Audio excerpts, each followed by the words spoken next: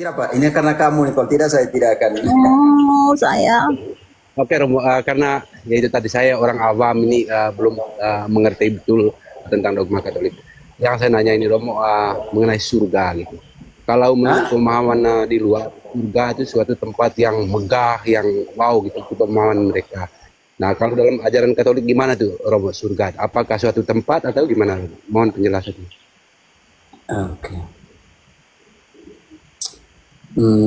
Kita pengadilan pertama, penghakiman dalam pengertian pengadilan pribadi dulu. Oke, ini nanti kita kemana setelah mengadili, diadili secara pribadi. Sebelum masuk ke sana kita lihat ketika Yesus bangkit, yang bangkit siapa-siapa dan mereka pergi kemana. Frater, Matius 27 ayat 52, 53. Orang-orang kudus ini pergi kemana? Oke, Paman Dopan catat ya. 52 dan 53. Kubur-kubur terbuka dan banyak orang kudus yang telah meninggal bangkit. Sesudah kebangkitan Yesus, mereka keluar dari kubur lalu masuk ke kota kudus dan menampakkan diri kepada banyak orang.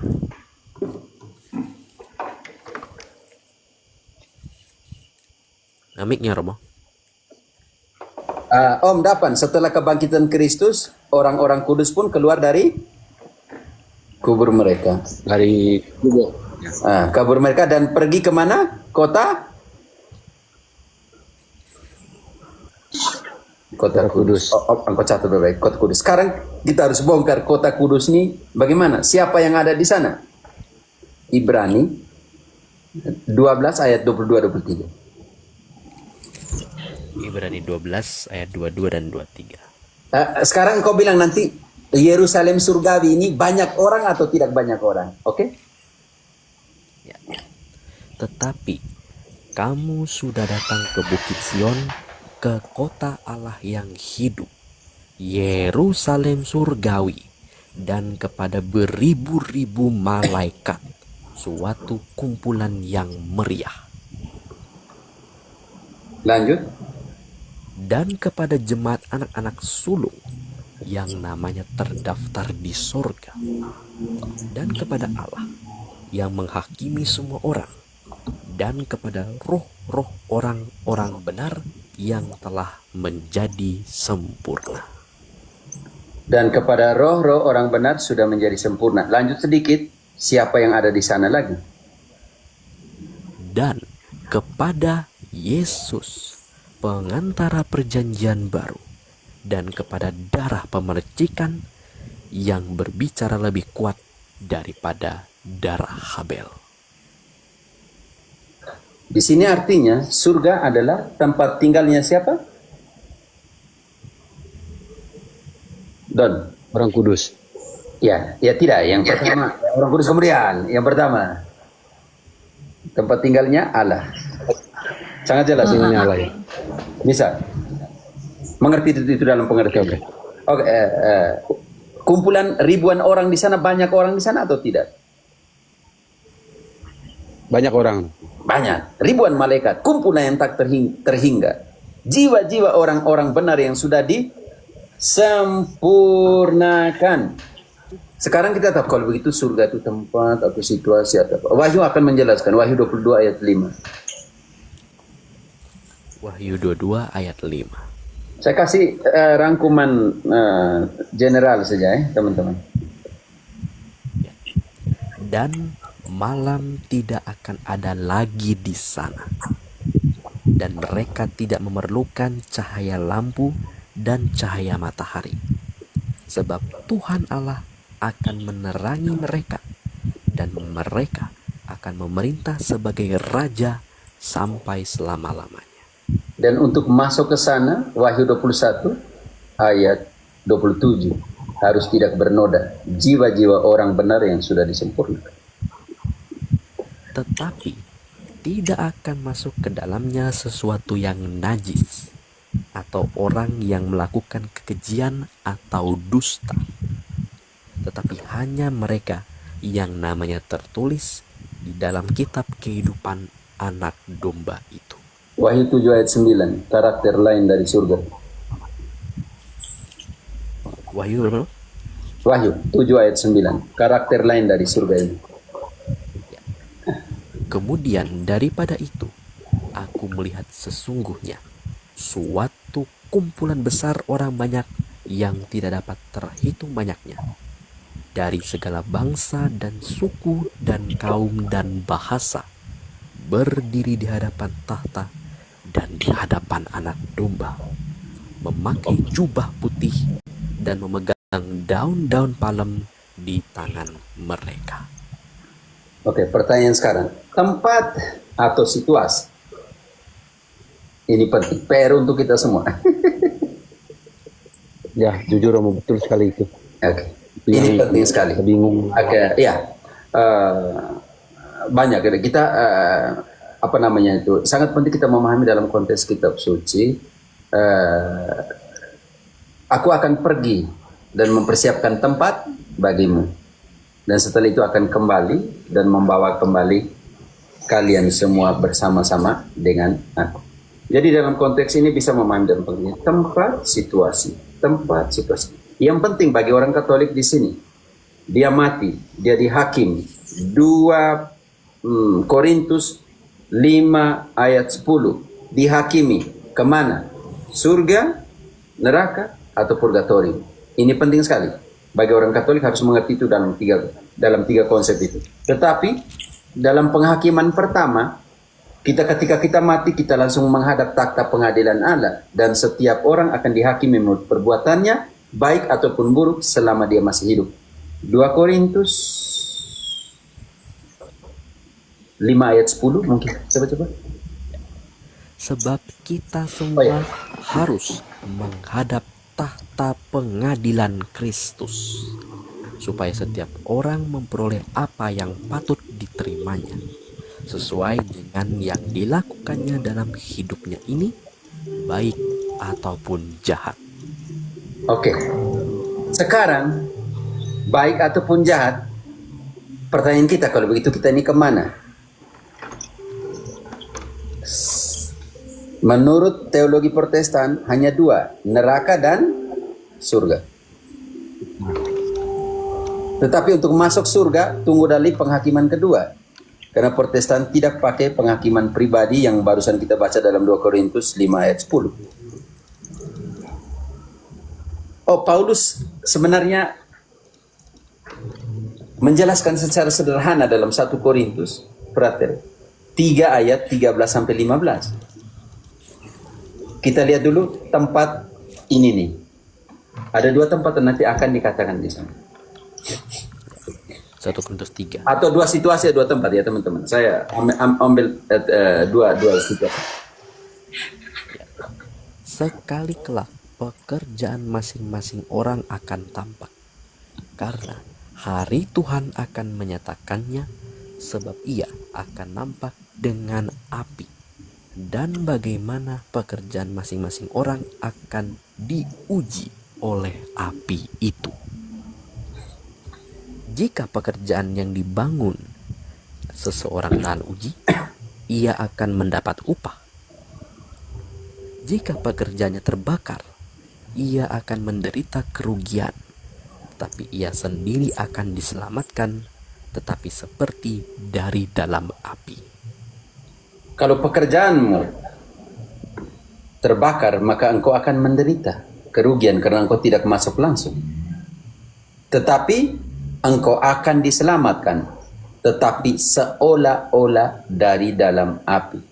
Seorang Protestan yang tidak belajar tidak akan bisa menjelaskan ini. Akan diselamatkan, rugi, akan diselamatkan. Wah, kalau sudah rugi ya tidak buat apa selamat lagi. Tetapi akan diselamatkan, tetapi seolah-olah dari dalam api.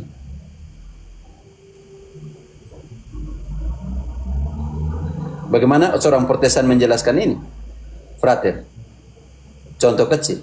Di sini omong tentang, karena itu orang Katolik jangan bertengkar tentang tempat atau situasi. Berjuanglah, engkau mau ada di mana? Surga? Ada di purgatorium? Atau ada di neraka? Mau berjuang mana nih? neraka itu kan sudah abadi, Romo. Ya, tidak bisa lagi, nanti akan dijelaskan oleh 1 Yohanes 5 ayat 16-17. Tetapi yang ini nih, Katolik, kalian mau ada di mana? Rugi, tidak bisa langsung masuk ke sana, ke surga, tetapi akan diselamatkan, tapi seolah-olah dari dalam api. Atau kamu sudah di sana. Romo, Dijelaskan oleh 1 Yohanes 5 ayat 16 dan 17. Romo. Yuk. Nah, kalau saya pahami bisa begini tidak, Romo? Saya pahaminya tadi dari itu bahwa semua orang Katolik sebenarnya pilihannya sebenarnya ada di dua saja, api penyucian dan surga. Ya, kalau dosa membawa kematian, engkau tidak bisa keluar dari neraka. Makanya nanti penjelasan 1 Yohanes 5 ayat 16-17. Ya. Kalau ada seorang melihat saudaranya berbuat dosa, yaitu dosa yang tidak mendatangkan maut, hendaklah ia berdoa kepada Allah dan Dia akan memberikan hidup kepadanya, yaitu mereka yang berbuat dosa yang tidak mendatangkan maut. Ada dosa yang mendatangkan maut, tentang itu tidak kukatakan bahwa ia harus berdoa. Semua kejahatan adalah dosa, tetapi ada dosa yang tidak mendatangkan maut. Bisa mengerti, Om Sulu, ada dosa yang tidak mendatangkan maut. Jika engkau melihat saudaramu berdosa tapi dosa tidak membawa mendatangkan maut, bagaimana kita tahu sudah mati? Karena kita berdoa kepada Allah dan Allah memberikan mereka hidup. Bagi seorang Protestan, bagaimana menjelaskan ayat ini? Ada dosa yang tidak mendatangkan maut. Kenapa? Karena bagi Protestan semua dosa mendatangkan maut. Semua dosa mendatangkan neraka. Tetapi ada dosa yang tidak mendatangkan maut. Dan itu panggilan kita untuk berdoa untuk mereka supaya Allah memberikan mereka hidup. Pertanyaan saya, kalau begitu untuk dosa yang tidak datangkan maut ini, di mana ke situasi atau tempat mereka? Api penyucian. Selesai. Jawaban ada di situ. Dosa yang mendatangkan maut itu, Romo? Dosa yang mendatangkan maut seperti engkau bunuh orang. Membenci orang itu adalah, frater, bantu dulu. 1 Yohanes 3 ayat 15. Kalau tidak 3, 2 ya. 1 Yohanes 3 ayat. Yang terakhir ya teman-teman, saya mau makan siang. Ya, Romo. Lagi Ya, asik. berapa ya, Romo? 1 Yohanes 3 ayat 15. Ya. Setiap orang yang membenci saudaranya adalah seorang pembunuh manusia. Dan kamu tahu bahwa tidak ada seorang pembunuh yang tetap memiliki hidup yang kekal dalam dirinya. Seorang pembumbun tidak mendapatkan kehidupan kekal dalam diri. Bertobatlah sebelum itu. Bertobat Sulu. Bertobat. Makanya dalam Galatia 5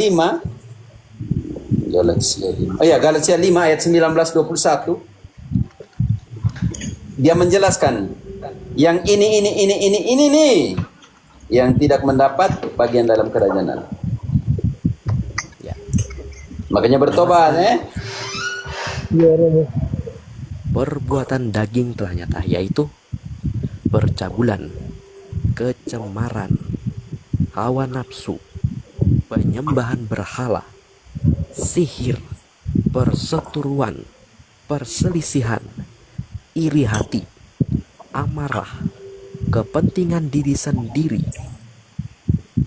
percideraan, roh pemecah, kedengkian, kemabukan, pesta pora, dan sebagainya. Penjelasannya yang menjalani itu semua, frater, lanjut.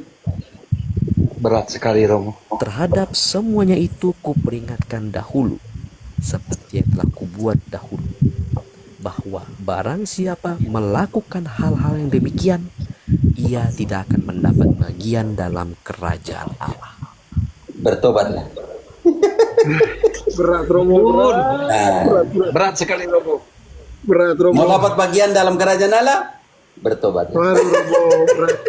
Saya, Mengaku dosa ya Romo. Makanya Romo Patri selalu bilang apa?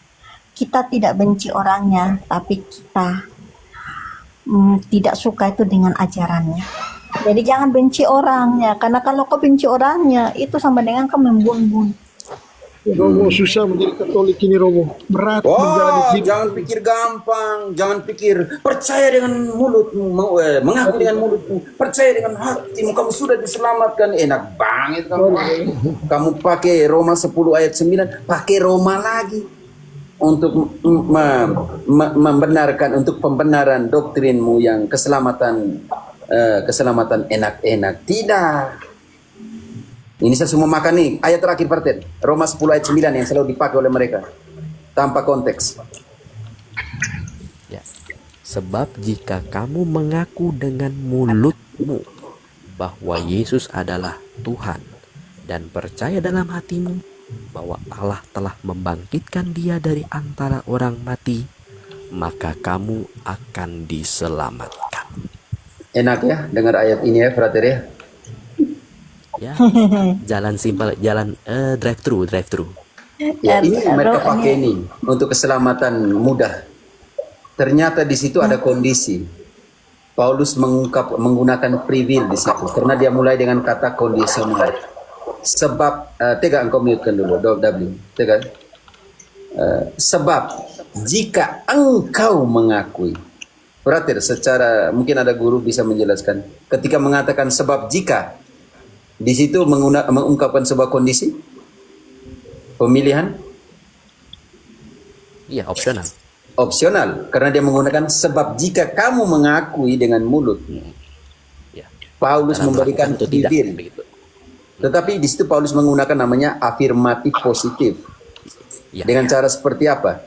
Sebab jika kamu mengakui, ada opsi lain. Sebab jika kamu tidak mengakui, ada dua. Karena itu opsi itu diberikan ketika Roma mengalami masa persekusi. Om Thomas, ketika Roma mengalami sedikit kesusahan pada saat itu persekusi, ketika Kaisar juga memproklamasikan dirinya sebagai Kurios atau Kyrios. Sebab jika kamu mengakui dengan mulutmu dan percaya dengan hatimu bahwa Kristus adalah Tuhan. Karena pada saat yang sama, Kaisar Roma juga memproklamasikan dirinya sebagai Kurios atau Kyrios, sebagai Tuhan. Ada dua opsi di situ. Secara historis, ayat itu sangat penuh dengan makna historis teologis. Jika kamu memilih Kaisar sebagai Tuhan, sebagai Kurios atau Kyrios, maka kamu tidak akan dibuang, tidak akan dibunuh di Kolosium Romawi. Tetapi kamu akan kehilangan hidup kekal atau keselamatan. Tetapi jika kamu mengakui dengan mulutmu dan percaya dengan hatimu bahwa Kristus adalah Tuhan, kamu akan diselamatkan. Karena itu sebuah pilihan yang lain, opsi yang lain. Ketika engkau pilih Yesus sebagai Tuhan, bukan Kaisar sebagai Tuhan, maka kamu akan dibunuh atau dibumbun di atas bumi ini. Tetapi kamu akan diselamatkan di surga. Ini penting sekali teman-teman. Memahami Roma 10:9 itu dalam kondisi historisnya. Situasi yang mempengaruhi Paulus menuliskan dan memberikan opsi untuk memilih. Sebab jika kamu percaya, mengakui. Yang kedua, yang kita namakan itu nama hermeneutik, etimologi, sintaksis ya, dan leksikon. Di leksikon adalah pemilihan kata. Di situ Paulus menggunakan kata homologeo, mengakui. Di situ artinya berarti mempertanggungjawabkan, mampu memberikan pertanggungjawaban terhadap deklarasi yang kamu buat. Nyawa adalah taruhannya. Karena itu begitu banyak orang Kristen yang dipersekusi, dihilangkan, dan semuanya itu, dibumbun dan semuanya itu. Karena itu muatan Roma 10:9 itu muatan yang penuh pesan, di mana gereja juga mengalami pada saat itu persekusi dan penderitaan. Tetapi iman dan pilihan kepada Yesus tetap walaupun kamu meninggal, walaupun kamu dibuang, walaupun kamu dibumbun dan semuanya, tetapi kamu akan diselamatkan. Makanya jadi Katolik tidak mudah ya, sulung depan. Tidak mudah, Tidak sangat tidak mudah. Romo, ingin saya sampaikan, aku sangat berterima kasih kepada Romo, Frater, dan semua apologet Katolik selama ini. Pesan dari saya, jangan pernah berhenti untuk memberikan pengajaran kepada umat Katolik, lebih khusus kami yang awam ini. Ya, Karena nanti jujur, ada satu saat nanti Frater harus melanjutkan. Saya tahan diri dan pamit. Frater sudah catat semua, nanti Frater yang akan melanjutkan. Kita akan saya bangga. Terima kasih banyak. Lahirnya apologet Katolik karena belajar ya, bukan karena hanya mau berkelahi dan semua, tidak, karena benar-benar mempertahankan. Karena yang pertama kalian harus belajar baik-baik tentang imanmu. Ingat teman-teman, Terima kasih. saya itu dari 2010 tema-tema ini debat dengan pendeta-pendeta di sini, offline dan semuanya. Makanya tadi Budi Asali bilang lewat Zoom, lewat apa, dia pikir saya takut. Saya bosan, minta maaf kata itu. Makanya saya 3 tahun tidak kerja dengan apologetik, sampai dengan tahun lalu ketika Katolik militan Sanjaya ketemu saya di roomnya Romo Maxi, ketika Adi Markus bilang tunjukkan ayat, saya tunjukkan semua ayat, Adi Markus lari. Saya sebenarnya tidak mau masuk ke apologetik ya teman-teman, tapi karena situasi Indonesia ya terpaksa dari tahun lalu masuk kembali. Sudah 1 tahun saya kerja di apologetik untuk Indonesia. Romo, usul topik berikut Romo. Saya tergantung kamu punya pertanyaan saja. Pertanyaan apa? Tergantung. Engkau mau tanya apa? Bebas. Romo, penting kiranya membahas ini Romo, bagaimana pandangan Katolik terkait praktek-praktek adat kita. Misalkan kan banyak kita nih, terutama di Flores ini kan Romo, acara-acara adat kita itu gimana? Itu namanya inkulturasi. Paulus menekankan di Kisah 17, Paulus menggunakan konsep tradisi Yunani untuk menjelaskan tentuan adat. Konsep inkulturasi dalam konsep gereja artinya masuk melalui pintunya adat, keluarkan mereka melalui pintunya Kristus. Butuh ada pencerahan, Ya Romo. pendampingan di dalam acara-acara seperti itu. Nanti di situ kalau Pater Marcel SMM, dia akan menceritakan pengalaman bagaimana upacara-upacara adat di kampungnya, mamanya memimpin karena matriarkat, dan Pater memberikan pencerahan untuk perayaan-perayaan adat dalam konteks gereja itu seperti apa. Makanya jangan biarkan umat kita berjalan sendiri kalau omong tentang inkulturasi. Kemukakan ini loh yang sabda menjadi manusia dan tinggal di antara kita, di antara kebudayaan kita. Makanya ada prinsip dasar, masuk melalui pintunya budaya dan berjuang mendampingi mereka supaya mereka bisa keluar melalui pintunya Kristus. Dengan budayanya mereka, tanpa menghilangkan budaya, tanpa menginjak harga diri dan martabat budayanya mereka. Ingat itu. Ya oke, Bapak Mas Sulu, oke kira-kira udah paham belum? Nah Romo, Ya, karena Romo mau makan siang ya, mau Saya makan siang dulu ya. jam lunch. Ya. Sampai ketemu Terima lagi, kasih, Tuhan Romo. memberkati. Bapak Putra Roh Kudus. Amin. Tuhan Oke. memberkati Romo. Oke, maaf teman-teman. Terima kasih. Saya tidak bisa menaikkan lagi. Yo, mantap. Terima kasih. Amin. Yo.